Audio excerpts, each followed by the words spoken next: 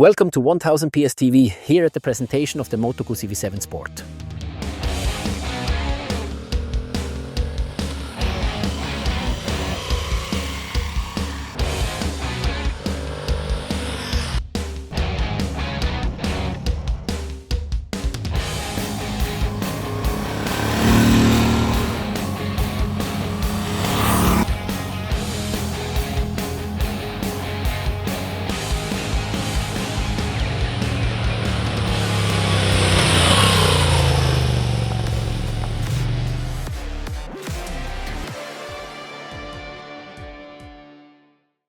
Of course, I'd really been looking forward to this bike because, as many of you know, I'm a proper fan of the V7 and the V7 Sport. Well, apart from the fact that it's called Sport, has turned out to be seriously tempting.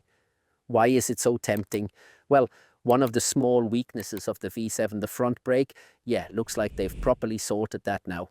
We've got a double disc brake set up in there, 320mm with Brembo calipers mounted radially. And since the original fork would probably have completely buckled under that, we've now also got a 41mm upside down fork with adjustable preload. And another new thing for 2025, well, this doesn't just apply to the V7 Sport, but to all V7 models, is that they've made the engine compliant with Euro 5+, and of course they've brought in a few improvements with that as well. Now, maybe so you're not left hanging for too long, have Moto Guzzi's efforts to improve the V7 paid off? I can say 100% absolutely yes. It's honestly just brilliant. If I can quickly talk about the brakes, and like I said, we now have a proper serious stopper. It's a really good brake, stops brilliantly. We still don't have that totally sharp bite point. Yeah, the really crisp feel, and that's basically something we lost with ABS. Since then, it's been rare to get that kind of absolutely clear bite point, but braking performance and control, that's seriously impressive now, and that's new on the Moto Guzzi V7 Sport. We've also got cornering ABS now, and we've got a 6-axis IMU in there. That means lean sensitive traction control and cornering ABS, and that's obviously a really great feature. And that's something that's exclusive to the V7 Sport. The other ones like the DT Classic, or I think it's called the V7 Special and the V7 Storm, they don't have cornering ABS. That really is only on the V7 Sport. The changes to the engine, though, those apply to the other Moto Guzzi V7 models too. And those changes to the engine, they're just wild. It's honestly amazing because up until now, between 3,000 and 4,000 revs, yeah, there used to be a little dip, a bit of a torque dip. Nothing major, you could just ride through it easily, no problem. But last year when I rode the V7 Corsa with those Arrow exhausts on and the new software installed, it was just 101.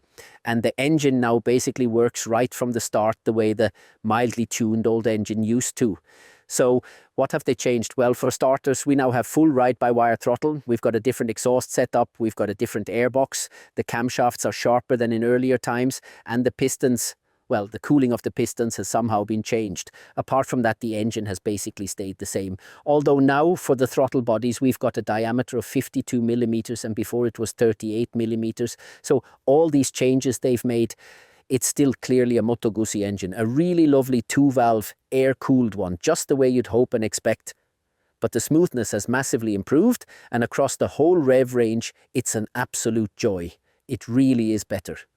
As for the sound, the Euro 5+, I can't really pin it down. In the saddle, it's fairly restrained, but when loads of Moto Guzzis like there were at the event roll in together, then yeah, that deep burble is absolutely there, but it's not crazy loud.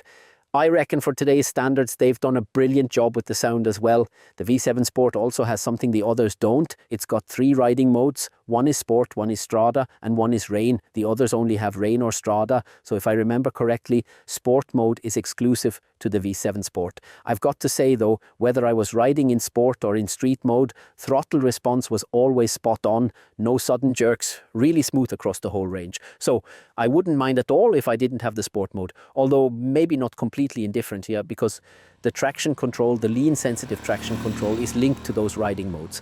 And in Sport mode, it kicks in a bit later, which is probably brilliant if you want to push it. That said, you don't have to push hard on the V7 Sport, even though now you've got clear advantages going into corners thanks to the different braking system. Oh, and another thing, that we've now even got cruise control. That's on all V7 Guzzis. It's set via the handlebar switchgear, where you also switch traction control off and cruise control on. A bit fiddly at first, but once it's your own bike, you'll get the hang of it quickly. Maybe just a small detail, but overall, I'm 100% convinced. Technically, this is a seriously impressive step forward. They've kept the dash as it was. I'm not even sure if it's a TFT. I think it's an LCD dashboard, a round one.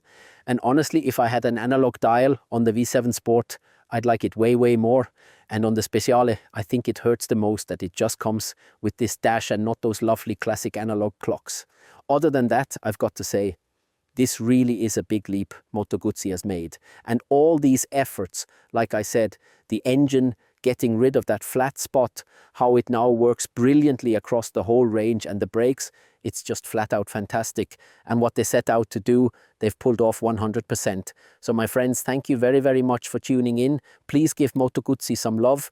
Ride it in sport. Thumbs up, absolutely. And subscribe to the channel and stay with us. Thanks a lot. Ciao, see you. Cheers. Thanks.